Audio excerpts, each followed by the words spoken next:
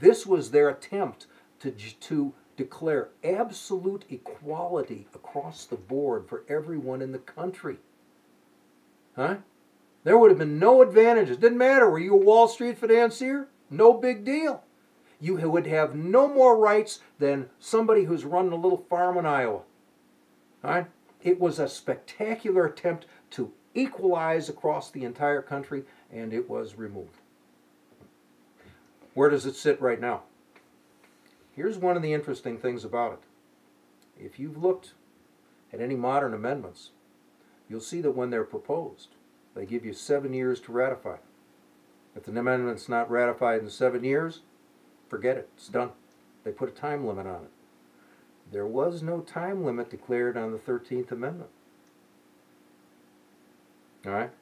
Even if it were true that Virginia didn't ratify back in 1819, even if that were true, and it's probably not, but even if it were true, the truth is that 13th Amendment is still a live issue.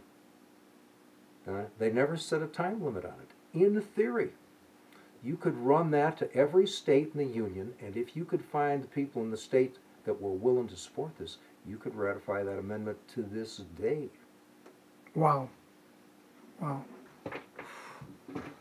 To this day, which means right now, 2011, 2012, with people like Rand Paul taking the U.S. Senate in Kentucky, Ron Paul still in Congress in Texas, you're saying even now, the states could ratify this, and there might be a chance that, if we got 3/4 to ratify, I think it's 3/4, Yeah.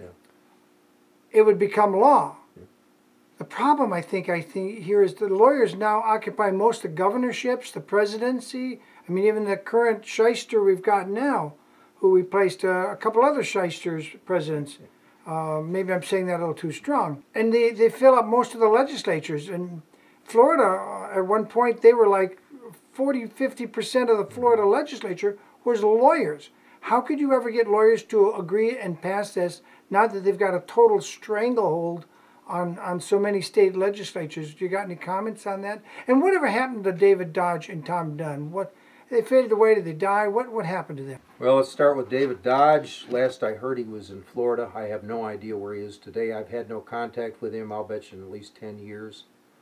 Would be my guess, since last time I had any contact with David. But I did hear in the last year or so that Tom Dunn passed away. He had moved out to Arizona, if I recall correctly. I think he was in the Phoenix area.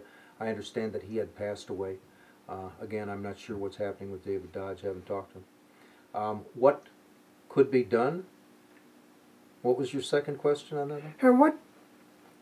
With so many lawyers dominating all the state legislatures, how would you possibly get... Because if this passes, lawyers are going to lose a tremendous occupational advantage. Of course they will. There is no state that is dominated by doctors. There's no state dominated by plumbers or carpenters or hat makers or boot makers, but lawyers...